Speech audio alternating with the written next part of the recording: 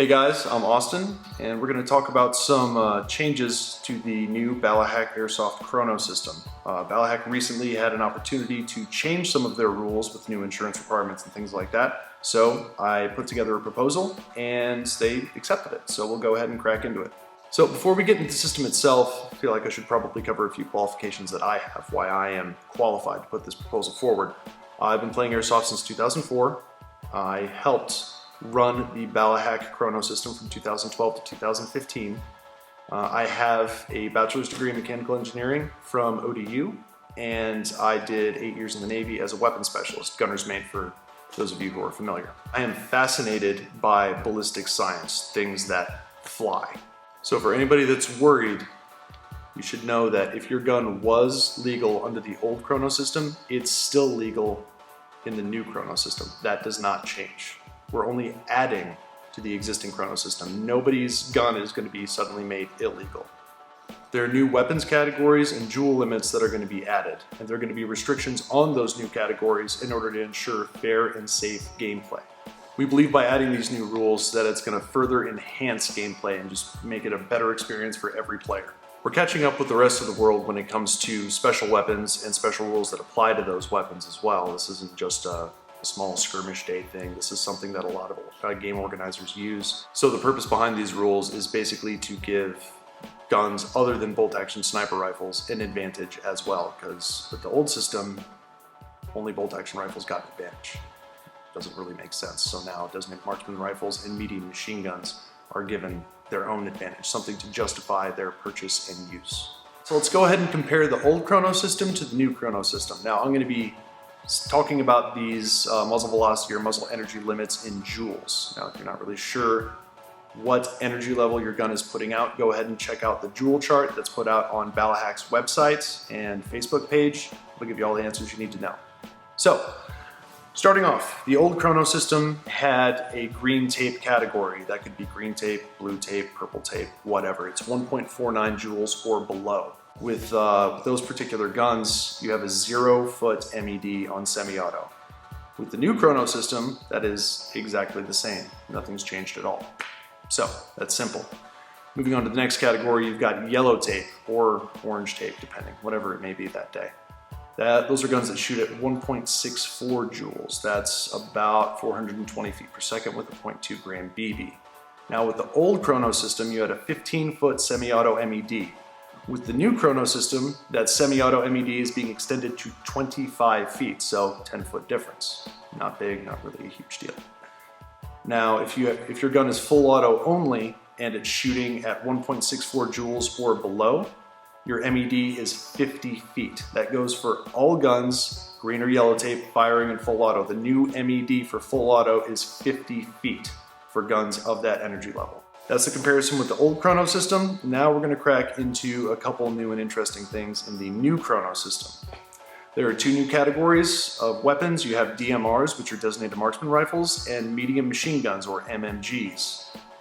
They both have a muzzle velocity limit of 450 feet per second with a 0.2 gram BB. That's 1.88 joules. Now that sounds like a lot, it sounds scary, but there are minimum engagement distances put in place to make sure that nobody gets injured. It's not going to be a disaster. Don't worry. The marshals are really, really good at their jobs. They'll make sure everybody's following the rules. So for DMRs, they are locked to semi-auto only. They do not have a full auto function, period. They have a 50-foot semi-auto MED. In addition, there's not a lot of guns that qualify for this. They have to be chambered in a 7.62 NATO or higher cartridge. That means your Mark 12 SPRs do not qualify. Your VSS and VALs do not qualify. Anything of that ilk chambered in an intermediate cartridge or some variant of an intermediate cartridge does not qualify. That's all it is. Moving on to medium machine guns.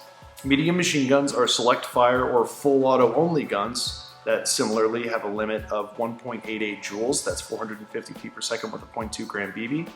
They have a 75-foot minimum engagement distance. 75 feet.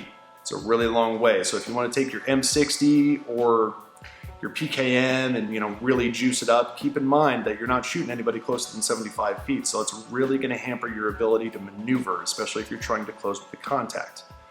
Now, medium machine guns, just like DMRs, are restricted to replicas chambered in 7.62 NATO or higher.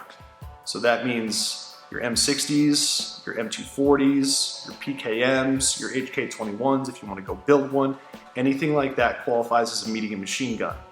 You've got things like the M249 or the SAW, that's 5.56, it doesn't count. RPKs are 7.62 by 39, that's 7.62 short, that does not qualify. You have to keep that in mind. Just do a little bit of research into your replica before you go and juice it up and then get denied a Chrono. On to the last category. This is actually very similar with the old Chrono system. You have your white tape category. White tape is for bolt action sniper rifles. In the old Chrono system, they had, past tense, a limit of 500 feet per second with .2s, which is, I think it's 2.32 joules. Now with the new Chrono system, they have a limit of 550 feet per second with .2s, which is 2.81 joules, or that'll Chrono at whatever it Chrono's at with .4s, which is what they're going to use for your bolt action sniper rifles. They still have a 75-foot MED that was scientifically determined to be safe. So a lot of you guys might be thinking, 550 feet per second with .2, that's pretty fast. Isn't a 75-foot MED too close? Well, the answer is scientifically no. All you have to do is find the heaviest weight BB possible and model its velocity versus range to figure out how much energy it's going to be hitting you with at a certain distance. Now, there's this lovely project here, the Airsoft Trajectory Project, handy stuff, that does that model for you. It's really great. And I've got a graph of muzzle energy versus distance for 0.43 gram BB. Now that's not the heaviest on the market, but it'll give you a pretty close approximation. Now for bolt action rifles, or really any rifle on semi-auto or bolt action, it's allowable to be hit with 1.49 joules of kinetic energy. The reason behind that is green tape guns, which have a limit of 1.49 joules, are allowed a 0-foot MED on semi-auto, so that's what I used as my basis. It's pretty simple. From there I figured out where a 2.81 joule bolt action sniper rifle firing the heaviest weight BB possible would drop to 1.49 joules. Turns out that is in the vicinity of 75 feet, so it does not need to change. It's perfectly safe as is. The full auto MED is a little bit different. I went off of the UK and Japanese standard of 1 joule, that is 328 feet per second with a 0.2 gram BB. Now, they use full auto in close quarters fairly frequently, so I took that to be the acceptable impact energy on full auto. From there, I took the same chart I just talked about, and I figured out at what range a super heavyweight BB drops to 1 joule. And of course, that's going to vary with initial muzzle energy. If you're talking about a 420 foot per second gun, it's going to drop to about a joule of energy at around about 50 feet. If you're talking about a 450 foot per second gun, it's going to take a little bit longer to drop to about 75 feet. So that's why medium machine guns have a 75-foot MED, whereas your standard red tape light machine guns, broken MP5s that shoot at 420 or below only have a 50-foot full auto MED. That's the science behind all of that. So let's talk about why the full auto MED is so much longer. This is a pretty important topic, probably going to be a point of contention with a lot of players, but there's science behind this that everybody needs to understand. So on semi-auto, even at 400 feet per second, most people don't really freak out when they're shot in close quarters. They don't get hit that much. Versus full auto in close quarters, people get very freaked out, even if a gun's only shooting at 300 feet per second. The reason for that is they're getting hit a lot more. Now the science behind that, the scientific term behind that is kinetic energy transfer rate. That is what makes full auto inherently more dangerous than semi-auto. Sure, you're likely to get hit more than once from a gun on semi-auto, but you're not going to get hit as many times as the gun that's set on full auto. So the kinetic energy transfer rate plays a huge role in player safety, and it's something that needs to be considered.